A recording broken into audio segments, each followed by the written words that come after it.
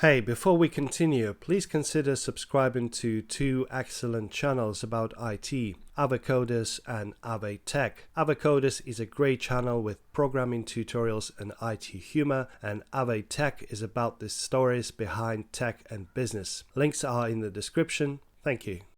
Hello, in this video tutorial you'll learn about tuples in Python. I'll start out by telling you what tuples are, followed by demonstrating multiple assignment, then tuple unpacking, and I will close with showing you named tuples. Let's start the IPython 3 shell. Tuples compare to lists. They are essentially the same but immutable. So I define a tuple here now, and instead of a square bracket I use normal parentheses. Add a few values to this tuple and can have a look at the tuple. Tuples support adding other tuples, so I can add here a new tuple to it. This works even on immutable tuples because it does not change the tuple t. It creates a new tuple which consists of the values in t and the values in this tuple here. Let's have a look, and t is still the same. I can multiply a tuple by, for example, 3 to create a new tuple with 3 times the elements of the original tuple consecutively. So we have the original elements once, twice, and 3 times. We can perform indexing, so get the element number 2 here. We can access the last or second last, in this case, element, last element. We can do slicing with a tuple. That means give me everything until not including the fourth element, so elements 1, 2, 3, or give me everything from including the first the element after the index 1, that would be element 4, and going up to and not including the element after index 3, or at index 3. So we get 4 and 1. Because tuples are immutable, we cannot say t1 equals 3 because we cannot change an existing tuple inside. This will fail, and because they are immutable, there are less functions available. We cannot append to a tuple, extend the tuple. We cannot sort the tuple in place. We can only count how many times an element occurs in a tuple and look for where an element occurs first in a tuple to get the position. If we still need to sort a tuple, we can use the sorted function, which will take the tuple and create a list out of the elements in the tuple, which is then sorted. So it does not modify the tuple. T stays what it was before, but we can still use sorted if we want to get the elements sorted. Now there are different names for a tuple. If there are only 2 members in a tuple, it's referred to as a pair. If there are 3 members, it's referred to as a triple. And if it's having 4 members, it's referred to as a quadruple. And I will create the quadruple by adding a tuple with only 1 value to it. A tuple with only 1 value cannot be written directly with parentheses around the value, because this would evaluate to the integer 2 and not a tuple with 1 value. To indicate that this is a tuple, I have to add the comma to say this is explicitly a tuple with only 1 value, and get my quadruple here. Now let's have a look at multiple assignment. Say we have a string variable containing a name and a score of a sports person. And you already know the split function of strings, so saying split this string at the comma, and this returns 2 elements at once, and we can by multiple assignment catch both of them. So I can say name comma score equals result.split. So there is 1 value and here is another value.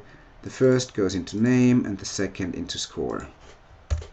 Name and score. And we can use this Pythonic technique to return multiple values from our own functions. So here let's have a look at this function. It's a function called readResult. It expects a string, and this string is split up into a name and a score, And now we return more than one variable simply by saying return first variable, comma, and then the second variable. In this case already converted to an integer.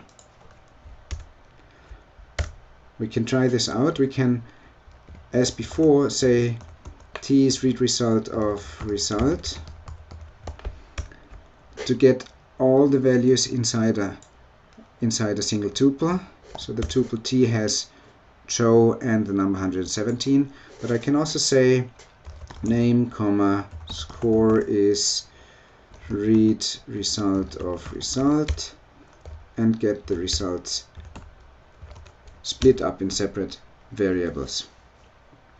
If we want to do multiple assignment, we have to be careful to have the right number of variables on the left hand side.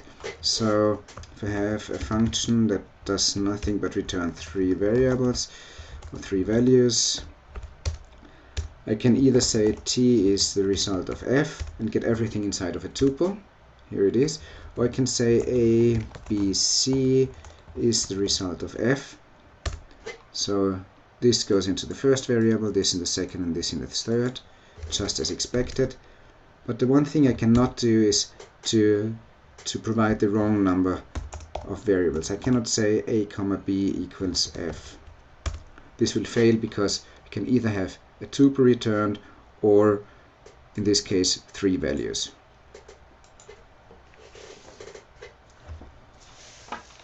Now let's move on to tuple unpacking.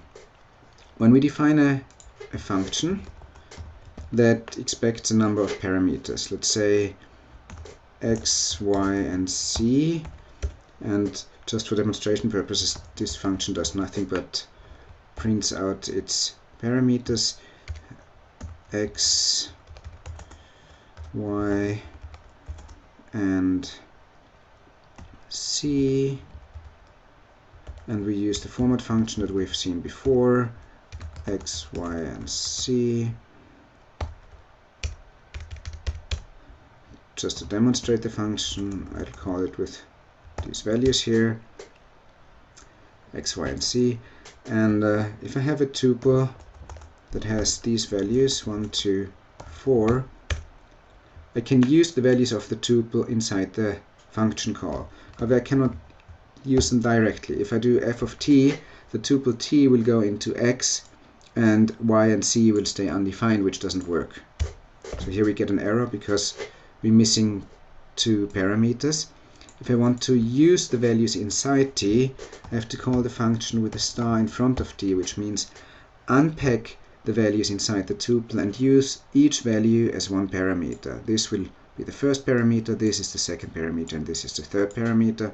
And the result is the function gets called and everything works as expected.